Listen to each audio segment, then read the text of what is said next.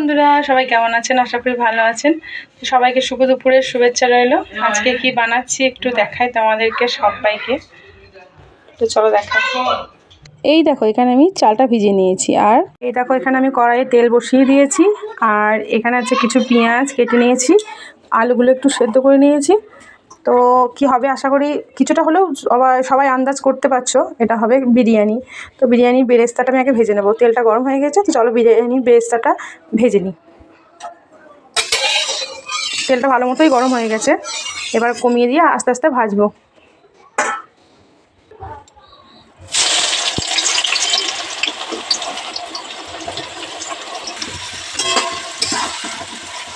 এখানে বেরেস্তাটা ভাজা হতে থাক, আমি বাকি মশলাটা একটু রেডি করে নিয়ে আসি। এই দেখো, মোটামুটি অনেকটাই ভাজা ভাজা হয়ে এসছে, আর কিছুটা ভাজলেই হবে। আর একটু লাল লাল করে ভেজে নেবো, তাহলে আমাদের বেরেস্তা রেডি। এই যে এখানে আমার মোটামুটি লাল লাল করে ভাজা হয়ে গেছে, এবার আমি তুলে নেবো। তুলতেই এটা কালারটা আরও চেঞ্জ হয়ে যাবে, তাহলে ঠিকঠাক কালার আসবে। চলো এবার আমি এটা তুলে নিই।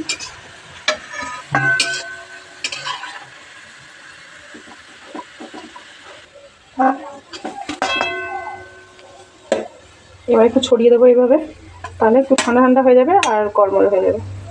বাকিটা তুলে নিই। এই দেখো হয়ে গেছে, ঠিক আছে আমাদের বেরেস্তা। এবার ওই তেলেই আলুগুলোকে ভেজে নেবো। তেলটা গরম আছে।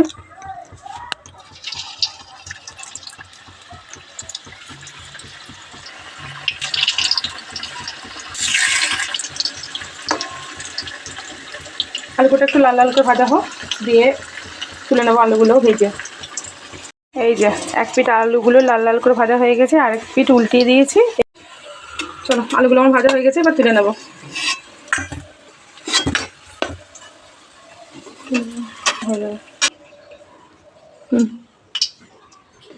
সবগুলো মোটামুটি ভেজে নিয়েছি, আর কটা আছে ওটা করে ভেজে নিই। আর এদিকে আমি মশলাগুলো ভালো করে মাংসের গায়ে মাখিয়ে নেব। এখানে আমি গোলাপ জল, কেওড়া জল, একটু মিঠা আতর, আর টক দই, আদা রসুন বাটা, আর কিছুটা বেরেস্তা, আর বেরেস্তা ভাজা তেলটা সব রকম দিয়ে ভালো করে ম্যারিনেট করে রেখে দিলাম। আর এদিকে আমি কিছুটা কষা মাংস করে নিয়েছি ওর সাথে খাওয়ার জন্য।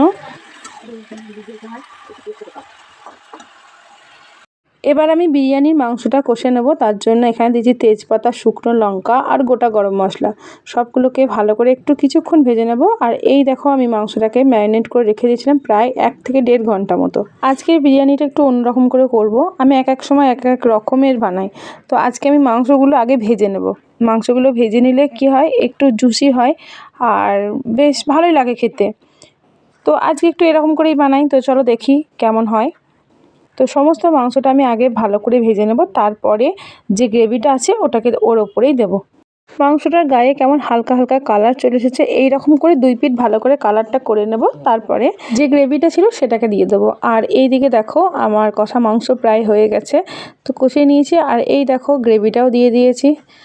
তো দেখো কেমন হয়েছে। চলো এবার একটু জল দিয়ে এটাকে একটু ফুটিয়ে নেব।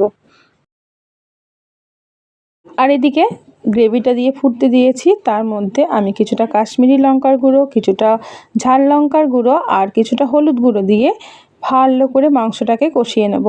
এর মধ্যে সমস্ত মশলা দেওয়াই আছে, তাই আর আলাদা করে বেশি মশলা আমি দেব না।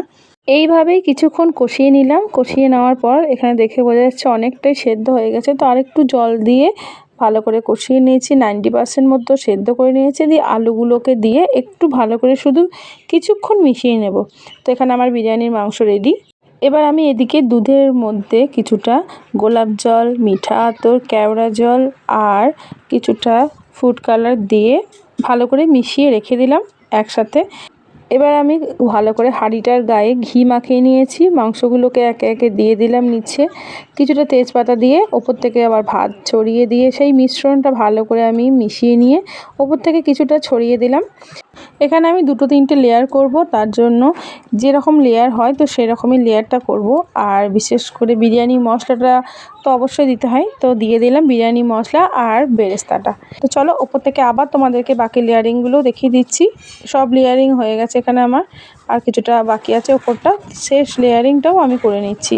তো এই দেখো উপর থেকে সমস্তটা আবারও দিয়ে দিলাম, বিরিয়ানি মশলা দিয়ে দিয়েছি, বেরেস্তা দিয়ে দিয়েছি, আর সব থেকে প্রয়োজনীয় জিনিস হচ্ছে ঘি। বিরিয়ানিতে যতটা ঘি দেবে ততটাই বেশি ভালো হবে। তো উপর থেকে অনেকটাই ঘি দিয়ে দিয়েছি। চলো এবার গ্যাসে আমরা ভালো করে এটাকে স্টিম দিয়ে দেব।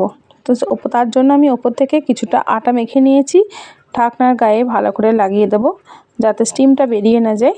এবার আমি ঢাকনা চাপা দিয়ে কিছুক্ষণ এটাকে গ্যাসের ওপরে ডাইরেক্ট চাপিয়ে একটুখানি গরম করে নেব। তারপরে আমি এটাকে তাওয়ার ওপরে বসিয়ে দেবো।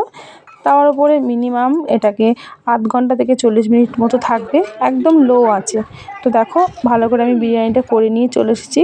তো কতটা ঝরঝরে হয়েছে তোমাদেরকে দেখাই, দেখলেই নিশ্চয়ই বুঝতে পারবে কতটা ঝরঝরে হয়েছে বিরিয়ানিটা। তো আমি তো এইভাবেই বানাই, আরও অন্যরকম করে করি। তো সব রকম তোমাদের সাথে শেয়ার করার চেষ্টা করি।